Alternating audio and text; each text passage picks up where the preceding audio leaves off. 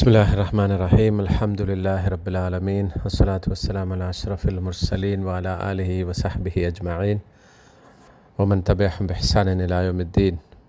ബഹുമാനരായ സഹോദരന്മാരെ, അസ്സലാമു അലൈക്കും വറഹ്മത്തുള്ളാഹി വബറകാതുഹു. സൂറ അസ്-സജ്ദയിൽ അല്ലാഹു സുബ്ഹാനഹു തആല അവൻ്റെ ദൃഷ്ടാന്തങ്ങളിൽ വിശ്വസിക്കുന്ന ആളുകളെക്കുറിച്ച് പറയുന്നിടത്ത് അവൻ്റെ ദൃഷ്ടാന്തങ്ങൾ ഓതിക്കേൾപ്പിക്കപ്പെട്ടാൽ അവർ സുജൂദിൽ വീഴും, അവൻ്റെ സ്തുതി അവർ പ്രകീർത്തിക്കും, അവർ അഹങ്കരിക്കുന്നവരല്ല എന്ന് പറഞ്ഞതിന് ശേഷം അവിടെ വെച്ചാണ് നമ്മൾ സുജൂദ് ചെയ്യുക, സുജൂദ് തിലാവത്ത് ചെയ്യുക. അതിനുശേഷം അതേ ആളുകളുടെ മറ്റൊരു പ്രത്യേകത അള്ളാഹു വിശദീകരിക്കുന്നുണ്ട്. തതജാഫ ജുനൂബുഹും അനിൽ മലാജ്, അവരുടെ പാർശ്വങ്ങൾ അവരുടെ കിടപ്പറകളിൽ നിന്ന് അവർ അകന്നു പോകും. എന്ന് പറഞ്ഞാൽ അവർ കിടപ്പറകളിൽ നിന്ന് എഴുന്നേറ്റ് അവർ എഴുന്നേൽക്കും. യദ്ഊന റബ്ബഹും ഖൗഫൻ വ തമഅൻ, അവരുടെ റബ്ബിനെ പേടിയോടെയും പ്രതീക്ഷയോടെയും വിളിച്ച് പ്രാർത്ഥിക്കാൻ വേണ്ടി അവർ കിടപ്പറകളിൽ നിന്ന് വിട്ടകന്ന് നിൽക്കുന്നവരാണ്. വമിമ്മാ റസഖ്നാഹും യുൻഫിഖൂൻ, നാം നൽകിയതിൽ നിന്ന് ചിലവഴിക്കുകയും ചെയ്യുന്നവരാണവർ. നമ്മളിപ്പോൾ റമദാനിൻ്റെ അവസാനത്തെ 10-ലാണുള്ളത്. ഈ അവസാനത്തെ 10-ൻ്റെ പ്രത്യേകതയെക്കുറിച്ച് ധാരാളം നമ്മൾ സാധാരണ കേൾക്കാറുണ്ട്, കേട്ടുകൊണ്ടേയിരിക്കുന്നുണ്ട്. ഈ ദിവസങ്ങൾ, ഈ രാത്രികൾ വളരെ പ്രധാനപ്പെട്ടതാണ്. ഓരോ നിമിഷവും അള്ളാഹുവിൻ്റെ മലായിക്കത്തുകളുടെ സാന്നിധ്യം കൊണ്ട് അനുഗ്രഹീതമായ സമയങ്ങളാണ്, പ്രത്യേകിച്ച് ഇതിൻ്റെ രാത്രികൾ. ഒറ്റയായ രാത്രികൾ എന്നൊക്കെ സാധാരണഗതിയിൽ നമ്മൾ വിശദീകരിക്കുന്നുണ്ടെങ്കിലും ആ ഒറ്റയായ രാത്രികളിലാണ് 1000 മാസങ്ങളെക്കാൾ പുണ്യമുള്ള ലൈലത്തുൽ ഖദറിനെ പ്രതീക്ഷിക്കേണ്ടത് എന്ന് പറയുമെങ്കിലും അതിൽ നമുക്കിപ്പോഴും പല ആശയക്കുഴപ്പങ്ങളുണ്ട്. കാരണം ഒരു സ്ഥലത്ത് റമദാൻ 1 തുടങ്ങുന്ന സമയമല്ല, മറ്റൊരു രാജ്യത്ത് വേറൊരു സമയത്താണ് അത് തുടങ്ങുന്നത്, വേറൊരു ദിവസത്തിലാണ് തുടങ്ങുന്നത്. അപ്പോൾ അങ്ങനെ ആശയക്കുഴപ്പം നിലനിൽക്കുന്നിടത്ത് നമ്മൾ ഒറ്റയായ രാത്രികളിൽ മാത്രം ലൈലത്തുൽ ഖദറിനെ പ്രതീക്ഷിക്കാൻ പോയാൽ പലപ്പോഴും നമുക്കത് ലഭിക്കാതെ വന്നെന്ന് വരാം. അതുകൊണ്ട് ഏറ്റവും കരണീയമായിട്ടുള്ളത്, ഏറ്റവും അഭിലഷണീയമായിട്ടുള്ളത് എല്ലാ രാത്രികളിലും, അവസാനത്തെ 10-ലെ എല്ലാ രാത്രികളിലും ലൈലത്തുൽ ഖദറിനെ പ്രതീക്ഷിക്കുക എന്നുള്ളതാണ്. അങ്ങനെ പ്രതീക്ഷിക്കുമ്പോഴും അങ്ങനെ നമ്മൾ ആരാധനകളിൽ മുഴുകുമ്പോഴുമാണ് നമുക്ക് ഈ പറയുന്ന 1000 മാസങ്ങളുള്ള ആ രാത്രിയുടെ ശ്രേഷ്ഠത നമുക്ക് ലഭിക്കുകയുള്ളൂ. അല്ലാഹു സുബ്ഹാനഹു തആല 2 സ്ഥലത്ത് ലൈലത്തുൽ ഖദറിനെ കുറിച്ച് പറഞ്ഞിട്ടുണ്ട്. ഒന്ന് നമുക്കറിയുന്ന സൂറത്തുൽ ഖദറിൽ ഇന്നാ അൻസൽനാഹു ഫീ ലൈലത്തുൽ ഖദർ എന്ന് പറഞ്ഞിട്ടുണ്ട്. മറ്റൊന്ന് സൂറത്തുൽ ദുഖാനിൽ ഇന്നാ അൻസൽനാഹു ഫീ ലൈലത്തിൻ മുബാറക, അനുഗ്രഹീതമായ രാത്രിയിലാണ് ആ വിശുദ്ധ ഖുർആനിനെ നാം അവതരിപ്പിച്ചിട്ടുള്ളത് എന്ന് പറയുന്നുണ്ട്.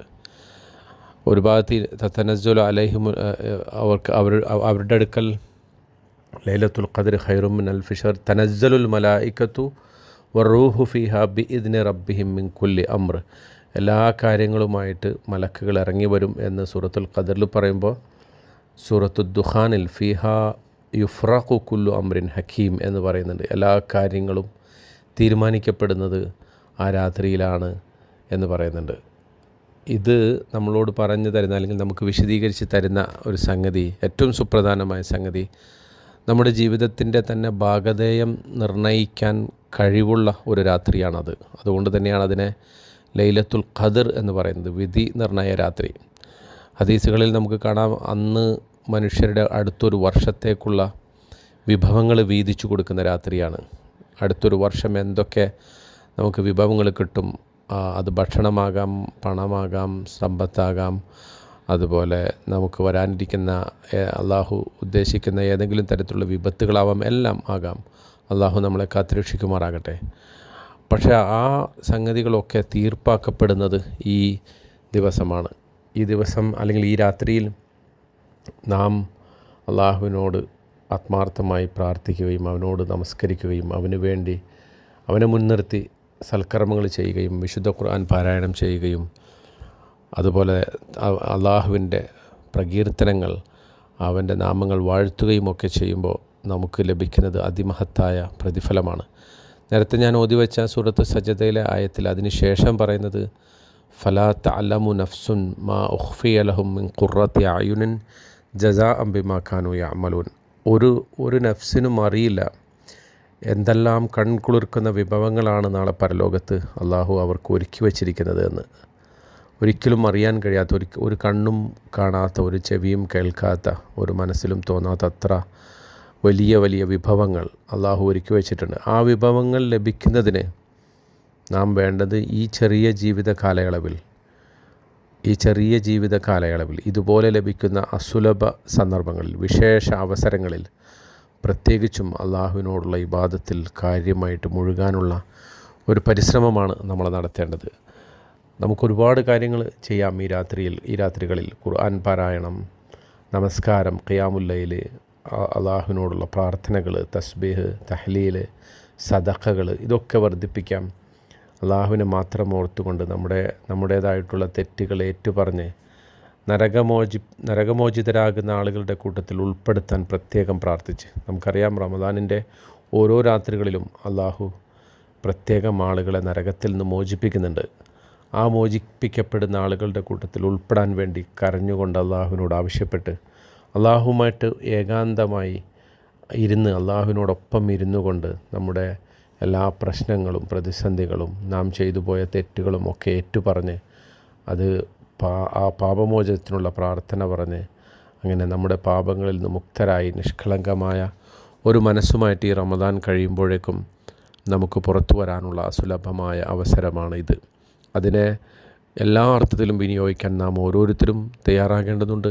എങ്കിൽ മാത്രമാണ് അള്ളാഹു മഹത്തായ സ്വർഗം കൊണ്ട് വാഗ്ദാനം ചെയ്യപ്പെട്ട, സ്വർഗം പ്രതിഫലം വാഗ്ദാനം ചെയ്ത ആ ഉത്തമരായ ദാസന്മാരുടെ കൂട്ടത്തിൽ നമുക്ക് ഉൾപ്പെടാൻ സാധിക്കുകയുള്ളൂ.